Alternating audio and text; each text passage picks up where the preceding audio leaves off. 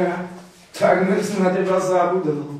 Ty si prišla pre... Nie, Jablúčka, ako si mi ráno sľúbil. Pripravil som ti k ním ešte zo pár popadaných hrušiek. Hrušky? Mamička ti tým doma môže urobiť dobrú detskú výživu. Á, detskú nie. Alebo kompot. Ani by ste neverili, koľko takých hrušiek padne zo stromu. 100 000.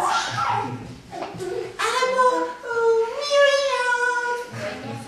2000. Viete, ako sme si spievali pieseň o červenom jablčku? Poznám jednu aj o spadnutej hruške. Ja nepoznám. Ale vy ju poznáte ako rieka Kušak? Áno. Tak si poďme najprv spolu zarecitovať. Čo vy na to? Áno. Spadla hruška zelená, obvila si kolena. Teraz plače na zemi, dobré lieky dajte mi. Ty si hruška nezbedný, nepomôže ti už nik. Veď si dobre vedela, že si ešte nezrela.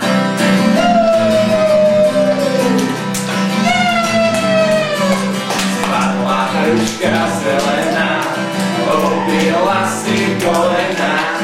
Teraz plače na zemi, dobré lieky dajte mi.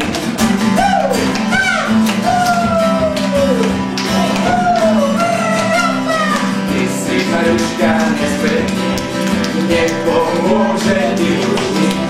Veď si dobre vedela, že si ešte nezrela.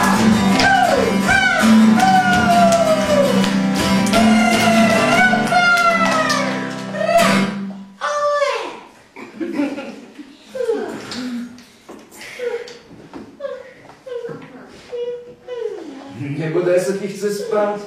Asi by som si mala dať kávu. Kávu? Aj mamička pije kávu, keď je unavená. Ale deti kávu nesmú piť. Detku mám. Ocko pije pivo. A to teda už vôbec deti nesmú. Keď tak iba decku. Keď prídeš domov, daj si orechy s medom. Ale ak si naozaj veľmi unavená, najlepší a najzdravší je... Čaj. Čo urobíme, keď sme unavení? Ideme si oddychu. Presne tak. Najzdravší, keď sme unavení, je predsa spánok.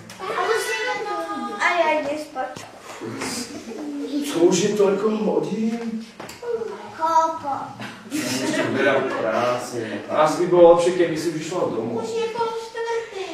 Tak vezmi ti jablčka a hrušky a pozdravuj odo mňa mamičku. Ďakujem a pozdravím. Tak ahoj, Katka, ahoj.